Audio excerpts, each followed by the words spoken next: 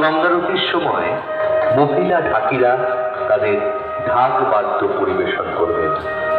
তাই ত্রিবেণী ঘাট এই দৃশ্য দেখার জন্য সকল পুণ্যার্থীদের দক্ষিণ দিকে 11 ফেব্রুয়ারি মঙ্গলবার বিকেল 5টায় এখানে যমুনা অদৃশ্য রয়েছে, সকলকে আপনারা দেখতে পাচ্ছেন একটা নৌকা চলে যাচ্ছে, এটা সরস্বতী নদী। এই সরস্বতী নদী একসময় হাওড়া থেকে এই ত্রিবেণী অবধি বিস্তৃত ছিল। প্রাচীনকালে যখন বাংলার রাজধানী তাম্রলিপ্ত ছিল, সেই সময় আদিসপ্তগ্রাম ছিল বাংলার সেই সময়কার রাজধানী। বহু পুরনো কথা, তারপর থেকে যুগের তালে তালে সব কিছুই পাল্টে গেছে। এই নদীও আস্তে আস্তে লুপ্তপ্রায় হয়ে গেছে। এই নদীর নাম সরস্বতী নদী। বর্তমানে এটি দামোদর নদীর সাথে খালের সাথে যুক্ত হয়েছে। আর নদীটি খানিকটা সংস্কার হয়েছে।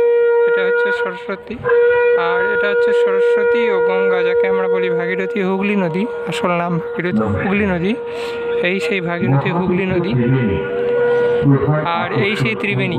আপনারা দেখতে পাচ্ছেন এই যে নদী, গঙ্গা এখানে উত্তর থেকে দক্ষিণ দিকে গিয়েছে। সেম কাশীতে গঙ্গা দক্ষিণ থেকে উত্তর দিকে গিয়েছে।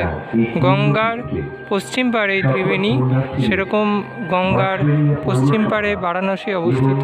সেই জন্য এই ত্রিবেণীকে বলা হয় দ্বিতীয় কাশী। আপনারা আরেকটা জিনিস লক্ষ্য করবেন, এই কাশী বিশ্বনাথ যে পুরনো মন্দির, সেই কাশী বিশ্বনাথ পুরনো মন্দিরটি গঙ্গার পশ্চিম পাড়ে আর ডান দিক ঘেঁষে অবস্থিত ছিল, এবং তার যে মেন দরজা ছিল, সেই মেন দরজাটি ছিল রোডের দিকে মুখ করে। এখানেও সেম বেণী মাধব শিলের মন্দির রয়েছে। একইভাবে ওখানে যেরকমভাবে ছিল এখানেও কিন্তু সেইভাবেই রয়েছে। মানে আমি যেদিকে গেটের দিকে মুখ করে আছি, ওদিকে মন্দির থাকলে এই সরস্বতী নদীর দিকে মুখ ছিল। কাশী বিশ্বনাথ পুরনো মন্দির যে আছে, সেই যেটি নিয়ে এখন বিবাদ চলছে, সেই মন্দিরটি যেখানে অবস্থিত ছিল তারও গেট বর্তমানে যে অহল্যাবাই মন্দিরটি রয়েছে তার দিকে ছিল। সুতরাং এটি একটি ঐতিহাসিক বিষয়। এটা নিয়ে আমাদের আরও বেশি গবেষণা করার প্রয়োজন আছে। এখানে আজকে এ নিয়ে ৪র্থ বর্ষ গঙ্গা আরতি হবে।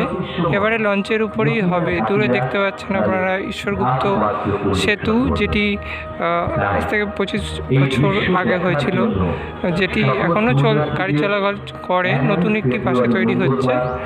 আর ওপাশে দেখছেন একটি ঘাট রয়েছে অনেকটি দূরে।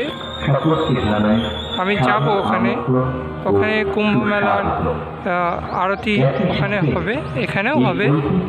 তো এখানে বিকালে আজকে হবে, আজকে 11ই ফেব্রুয়ারি 2025।